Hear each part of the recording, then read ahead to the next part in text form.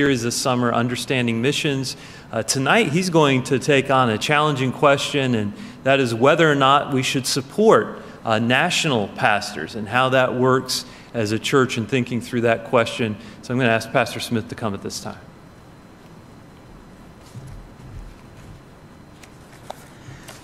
Good evening. So as Pastor mentioned, our topic tonight, or our question is, should we financially support national pastors? Last week, I received a message through Facebook Messenger from a young missionary who's serving on an island just off of the west coast of Africa. He's been there about a year. He's filling in for another missionary family that's in the States on furlough. And he's not supported by Morningside. He's not with Open Door, but he's somebody that I've known for a long time. And I appreciate that he connected with me, but this was his message. A national pastor that works in our ministry is in need of financial help. He has one organization that gives some help, but I read an email from them that basically said that the funds are only temporary. Do you have any advice for me about how I could help him? At this moment, without him, I don't see us having much of a church. So here is the situation of a young missionary in his mid-20s, in a difficult position, and this is not just a singular situation. These situations are becoming common around the world. And so there's a national pastor in the church that's very key to the church and the church going forward, that is receiving some financial support from an agency that's going to end, and he's coming to the missionary, and there's this pressure, there's this tension of, can you help me? Can you help me and pay part of my salary? And so this is a difficult spot and a difficult question that he's in. This is also a growing trend. And as we delve into the subject, there's a lot of good people, pastors, missionaries, godly people that have different perspectives on this question. So it's not a cut and dry doctrinal question, a lot of different perspectives, and if it hasn't been totally answered and settled up to this point, I doubt that I'm going to do it tonight. But I want us to have some things that we think about, and hopefully this will help you to understand why this is an important question and something that needs to be discussed. It's a growing trend because as the cost of sending missionaries go up, you can support national pastors for a fraction of the cost. They live for much less. Not only that, they already speak the language. They're fluent in it. They already know the culture. They already understand the false worldview and the different thinking that's out there, and have experience in communicating the gospel. So all of these different topics and principles that we've talked about so far in our series, they have understanding, they have a background in it, and so it's a growing trend. It makes sense from a particular perspective. When we also think about the biblical principles that apply, we first think about the giving principles. And in Acts 20, I have showed you all things, how that so laboring ye ought to support the weak, and to remember the words of the Lord Jesus, how he said, it is more blessed to give than to receive. James 2, if a brother or sister be naked and destitute of daily food, and one of you say unto them, depart in peace, be ye warmed and filled, notwithstanding ye give them not those things which are needful to the body, what doth it profit? And so the Bible is clear that we ought to be kind, we ought to be gracious and generous in our giving and meeting to the needs. At the same time, the Bible is also clear about not being lazy, and about working hard, and about providing for our own families. We also see biblical principles regarding missions and missiological principles and how we should do missions. And we see Paul writing in Philippians talking about how the churches supported him. And he said, no church communicated with me as concerning giving and receiving, but ye only. We see churches giving. Let me back up there. Paul, as he talks about this church supporting him, remember in other situations, He didn't have churches supported him, and in those contexts, he said, it's better that I labor with my own hands and provide for my own needs, and of course, he was a tent maker. We see churches giving to the needs of other churches. And Paul writes in Romans and 1 Corinthians, "For it hath pleased them of Macedonia and Achaia to make certain contribution for the poor saints which are at Jerusalem." And so it's interesting, Paul is collecting an offering from the mission churches, from the new churches, for the saints, in a sense of the parent church back in Jerusalem. And then we see Paul teaching and instructing the churches to support their own pastor. "Let the elders that rule well be counted worthy of double honor, especially those who labor in word and doctrine. The labor is worthy of his reward." And then we come to Acts chapter 14. And this passage has come up multiple times. Dr. Short preached from this passage last Sunday because it is such an important missiological passage. And we see at the end of Paul and Barnabas' first missionary journey that they go back to the cities where they had ministered, in Lystra, Iconium, and Antioch. They confirm the souls of the disciples. They're exhorting them, encouraging them to continue in the faith. They ordained elders in each church. They prayed with fasting, and then they commended these churches to the Lord. And so we see these indigenous principles. And these terms, indigenous churches and contextualization, they keep coming up. And I had expected that when preparing and working and setting up this series. And I think it's helpful that we understand these principles and we hear them again and again to grasp them. And so when we talk about indigenous churches, we're talking about quote-unquote selfish churches. And Seth Meyers talked about that when he was here. And so the three selves, you can say them with me if you remember, are self-governing, self-supporting, and self-propagating. Steve Saint, who's the son of Nate Saint, who was one of the 5 martyrs by the Waodani people, when they went to reach those people with the gospel. Steve is Nate Saint, the pilot, his son, who later went back to work with the Waodani. He says this: the greatest need new churches have is to become self-supporting. And personally, I think I would have to agree with that, because it's hard to be self-governing or self-propagating if you are not self-supporting. Just briefly, let's look at some historical examples. John Patton said, "In all my work among the natives, I strove to train them to be self-supporting and have never helped them where I could train them to help themselves." John Nevius was a missionary in China. In 1899, he developed what has been called the Nevius Plan. Interesting, it was rejected by most of the missionaries in China, but then later adopted and practiced by missionaries in Korea. And missiologists attribute the growth of Christianity and the sending of missionaries from South Korea back to the Nevius Plan. What is that plan? Well, 1, Christians should be self-supporting, living and witnessing in their communities. 2, missionaries should only develop ministries that national churches can support. 3, national churches should call and support their own pastors. 4, church buildings should be built in the indigenous style with money and materials provided by church members. And 5, church leaders should receive intense biblical teaching every year. And so as we talk about these principles, William Carey, Dr. Short did a great job of Sunday night explaining his ministry.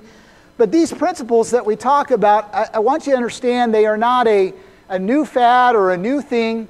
But we follow them because we believe they're based on God's Word, and we see the historical pattern of them practiced in the history of missions. When we deal with this subject about supporting national pastors, there's a lot of different models, a lot of different roles, and so it's hard to just look at one thing. So I'm going to try to explain a couple of different things that will hopefully be helpful to you. The first model is direct support from an individual or a church sent directly to a national pastor. And so that is sent directly, and hopefully that national pastor is accountable and is doing the right thing, but there isn't a high level of accountability there. The second model is support is sent from an individual or a church to a mission agency, and then that mission agency sends that support to the national pastor. Obviously, this helps to raise the accountability. You have a mission agency that's following up with that national pastor, is aware of what they're doing and the things that are happening in their ministry. And a lot of our mission agencies are set up to funnel support, to support and help national pastors. And there are some really good mission agencies that focus on this aspect of supporting and helping national pastors. The next model, we add even another level of accountability where the support goes from a church or an individual to a Western mission agency here in the States, that is sent to a national or a mission agency in that area, and then it is sent to the national pastor. Dr. Tim Shorb, some of you know, he wrote his doctoral dissertation on partnerships between Western mission agencies with national mission agencies. He writes this: "The best procedure is for Western agency to send the support to the 2/3 world agency or the national agency, not directly to the missionary. The salary then should be paid to the missionary by the national agency, not directly by the Western partner. Funds of Western origin can in this way be combined with funds raised in the home country to meet the total need." The idea is with the national mission agency involved, this is locally owned. It's national pastors that are on the board. They know their missionaries. They know their pastors. They are providing a level of accountability. And so the Western or the American Mission Agency is partnering with that national mission agency. Another hybrid of this that is done sometimes is the gift that is given is not designated for any particular pastor. Now, sometimes this is difficult because national pastors come, they're in our church, they're in our homes, we have a connection with them. But there's also the hybrid of gifts that are not given directly in the name, but it's the National Mission Agency with their own authority. They are making the decisions and the missionaries evaluating them, working with them. And another idea of this, and the goal of this, is so that the National Mission Agency is working with national churches to raise finances and funds to support their own missionaries. And so that funds can come from America through an American Mission Agency to them to help fill the gap, but they are continuing to work to support their own missionaries. So this is another model that's used that I think is a pretty good model. When we zero in on the area and the national pastors that are ministering, some are receiving support for them and their family and their ministry, but oftentimes there's also national pastors that work under them. So they may be graduates of their Bible college that go out and start churches. So the support that a national pastor is receiving, he's receiving it for him and his ministry, his family, but then he's also supporting many, maybe not many, but several other national pastors under him. There's also other ministries like schools, Bible colleges, day schools, orphanages, these types of ministries. So some of these key lead national pastors have pretty extensive ministries of schools, colleges, as well as the national pastors that serve under them. Along with these different models, there's also a distinction of roles. So while you have the national pastor, you also have those that are serving in a role where they're not pastoring, but they're serving churches, and this is most common in theological education. So you may have nationals that receive their Bible college training, a lot of time graduate seminary training, and then go back and teach in Bible colleges and seminaries. And so they are not national pastors, but they are serving in that role. And their desire is to keep the tuition costs of the Bible colleges down as low as possible so that these national students are able to afford the room, board, and tuition and come to the Bible college.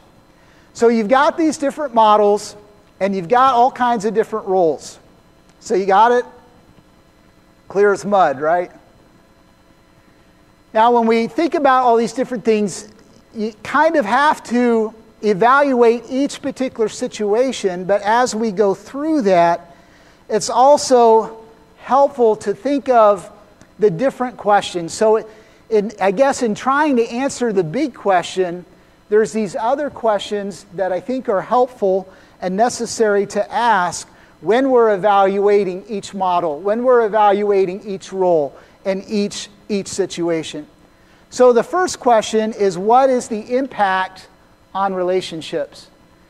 So when you look at this particular model, and it may be the missionary that is supporting those national pastors, or it may be a key national pastor leader that is supporting other national pastors, how does this impact relationships? And one concern and potential danger is it can lead to an employer-employee relationship or a parent-child relationship. Don Richardson, who was a missionary in New Guinea on the other side of the island where we ministered back in the 50s and 60s, he wrote the book Peace Child. The film was made. Probably many of you are familiar with that. He tells this story.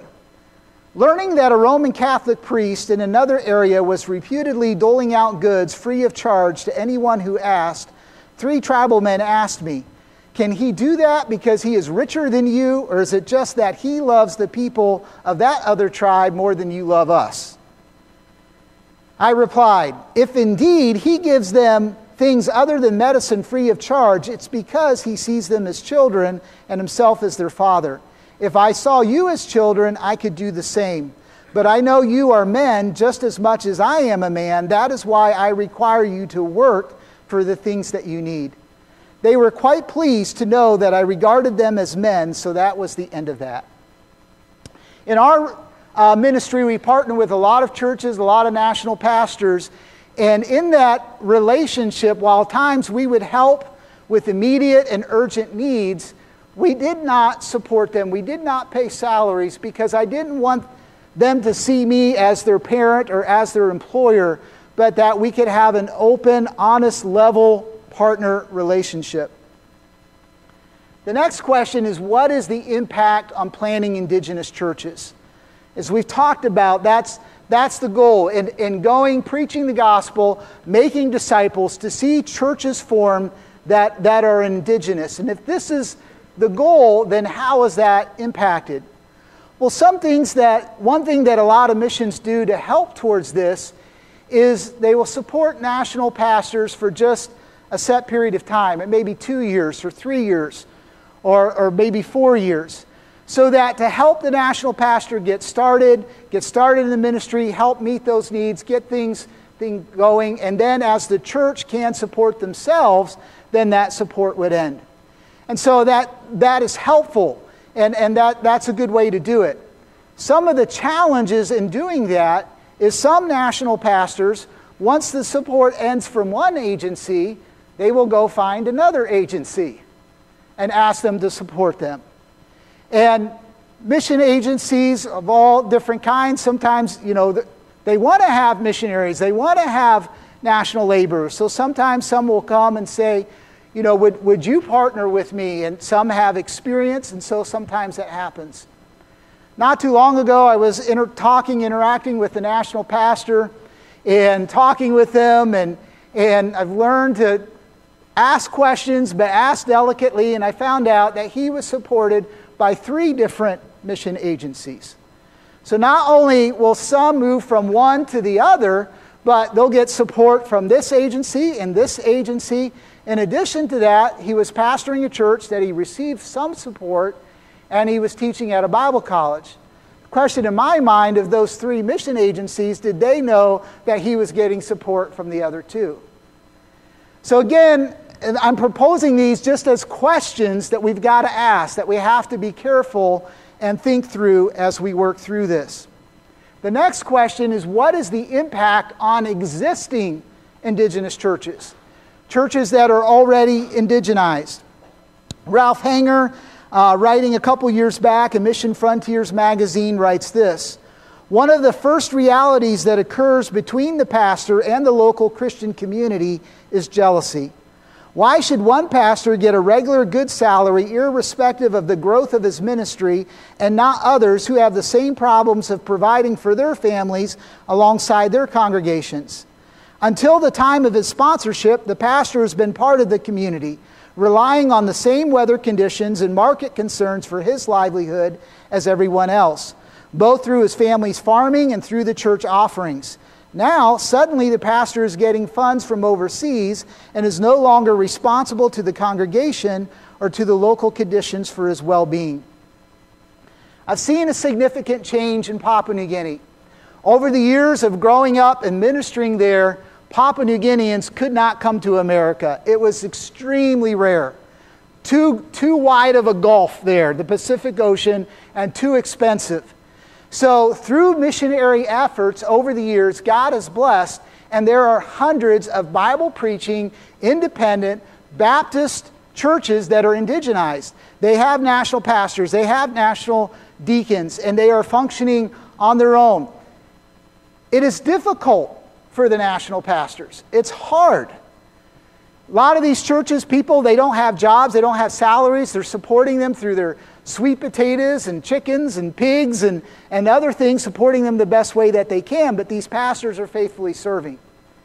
I would say in the last 5 years, a change has happened where young people are coming to America, coming to Bible college here in America. They organize their visa structure, their student visa, so at the end of Bible college they can be a student part-time and then go on support and raise support as missionaries. I've had many of them come to me and ask to apply with Open Door because of my connections with P&G. So then they raise support and they go back. Now think about how that impacts the indigenous churches and the pastors that are already there. Pastors that have labored for 20 plus years faithfully. My last time back, I saw this firsthand, and young people that have gone back and talking with these older, seasoned, veteran pastors and the struggles that they are going through. And in looking at this, these young people, it's not that they're bad young people. They have a desire to serve, and the churches and the individuals support them. I know their heart is in the right place, and they're wanting to help these young people. But what they don't understand is the impact that it's having over there on the existing churches. What is the impact of local church giving? Gene Johnson wrote this: "One way or another, Buddhist folks give food, alms to monks, do their part in building pagodas, and so much more. I have not encountered a Southeast Asian who set aside his practices of Buddhism because he was too poor." I also witnessed this on one of my trips in Asia.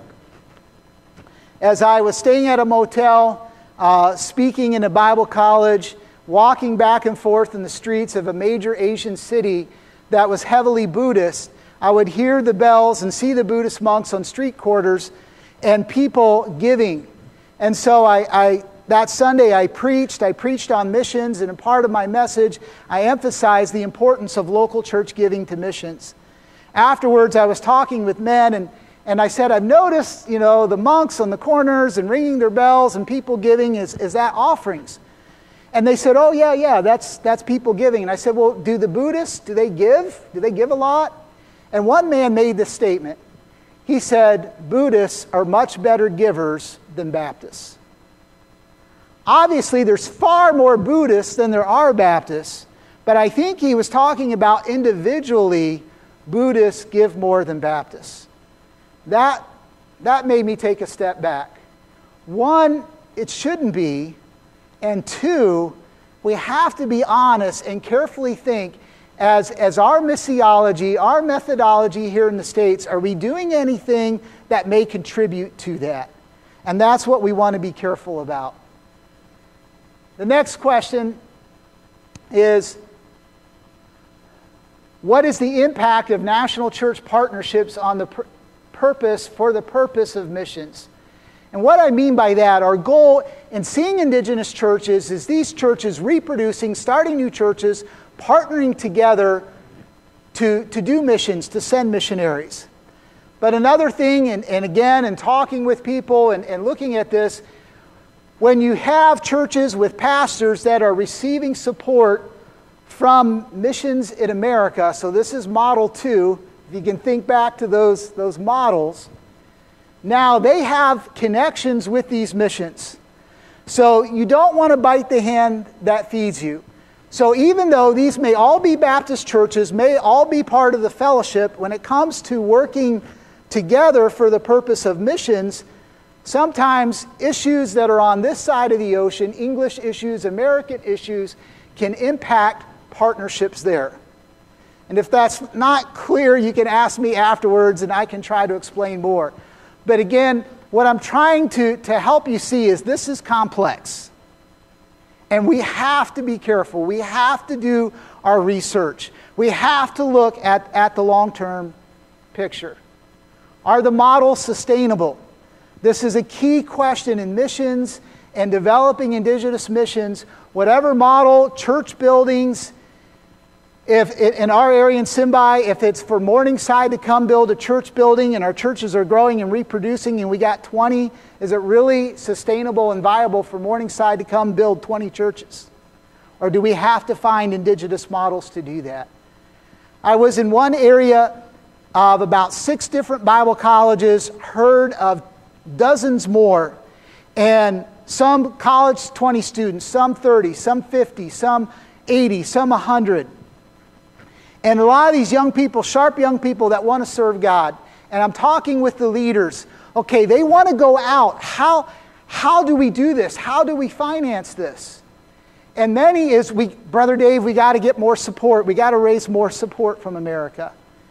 And I love these people and I want to support them, but the question that's in my mind that honestly I ask, is this sustainable over the long term?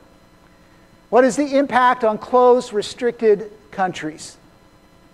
So there's many countries that are very highly restricted, especially Muslim countries, Central Asia, Middle East. And a lot of nationals can get into those countries far easier than we Americans can. Several months ago, I met a missionary from this area. He was meeting with some pastors. I had the opportunity to talk with him.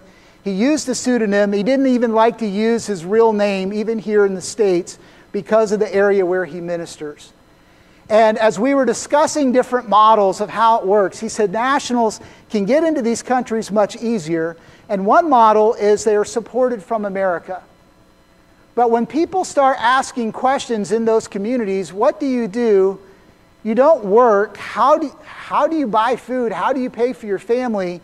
Once they find out that they're supported by America, that's a roadblock. You think of Muslim countries, their view of America is not high. But we don't want that to be an obstacle to the gospel. It's about the gospel. And so when we talk about contextualizing and preaching the gospel in context, it's about removing these roadblocks. So it's the power of the gospel that transforms lives and people are saved. And so this missionary was explaining that a model that he's been trying is coming alongside nationals in other countries or nearby regions, training them theologically, giving them Bible college education, but then strategically thinking of trades and skills so that they can be bivocational. So maybe it's teaching English, maybe it's carpentry skills, maybe it's agricultural skills. So then that they can go in, they can work, they can mesh with everybody else, they're part of the community, people understand, and then they say, well, why did you leave your place to come here? Because Jesus Christ totally changed my life. And I want to tell you the greatest news. And has those opportunities. Now, America's not even part of the equation. And so the gospel can go forward. I'm going way long. I'm sorry, Pastor. But in wrapping up, this is so hard. Because I've been in Africa and Haiti and all throughout Asia. And people are really hurting. They're very poor. Endure all kinds of difficulties. And we are so wealthy, we are so blessed, and it's so difficult. And sometimes I feel like I don't want to be heartless. And this was the situation in our ministry. This is a simple map of the Simbai. If you see the Simbai, that's where we lived. And then we worked with these churches, and we saw God bless. When we started, it was 8 churches that grew to 12 churches, that grew to 16 churches, to 20, and then some churches didn't make it, so back down to 18. And these churches were in areas that were extremely primitive, extremely poor, no infrastructure, no roads, no cars, no stores, not anything. And these people, they don't have shoes. They only have 1 to 2 changes of clothing. Their houses are only bush materials. Their churches are only bush materials. And this is the way they lived. And yet, they took care of their pastors, not always the best. We were always teaching, but sometimes it was giving their crops. Sometimes every pastor has to have a garden. That's how you live. They're sustenance farmers. But the church people can help the pastor take care of their garden. And helping him to find ways of how you can care for your pastor. And he's worthy of double honor. And follow those biblical commands. And seeing them do that, and then seeing God challenge them for the Great Commission and send missionaries. And I had the privilege to be part of those survey trips, going to other language groups where these missionaries, in order for them to go, literally, there's no buses, there's no cars, they got to walk 2 days. But see them do it because of God's grace and working in their midst and blessing their giving. And so Mark and Mary that are on the left, they were the first missionaries sent by these churches to go. And when they would go back and forth to the village where they were planting a church, 2 days walk each way. That's what they did. And in that area it was difficult, a lot of illness, sicknesses, disease, and just a few months ago Mary passed away. Mark is back and his kids are with the Simbai churches, and they're together, loving them, supporting them. And just Monday morning, I'm in my office, and my phone rings, and it's Pastor Moses, the guy on the right. He's the leader of the small mission. And he said, Dave, I want you to know, it was nighttime there. All the pastors, or most of them, church leaders, about 40 of them, were all gathered together. They were having a conference on biblical preaching and teaching. And they were telling me, oh, by the way, this church has started a new church. And this church has started a new church. And this church has started a new church. And then they said, Dave, you know, we've had missionaries here for about 18 years. We were there for 10 of it. He said, the last missionary couple that's here is leaving in the fall, and we have no missionaries. And so they gave some strong hints. Said, would you pray about you guys coming, our family coming back and partnering with them?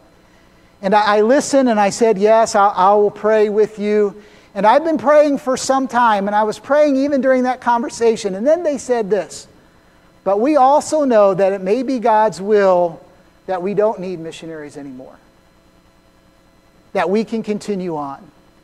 And I can tell you that's at the heart of my ministry from the very beginning, that someday we wouldn't be there, and that we could help them and give them the tools and give them the things that they need, that they continue on, even if it's very simple, even if their churches are very small, very simple, very, very low budget, so simple it's hard for us to even fathom. They're doing the Great Commission. They're doing what God's Word has taught us to do. And so that encouraged my heart. But what if we started supporting 1 or 2 of these pastors? Or 3 or 4. See Pastor Miller shaking his head. So he said it, not me. These are the questions. So how can we help? What can we do?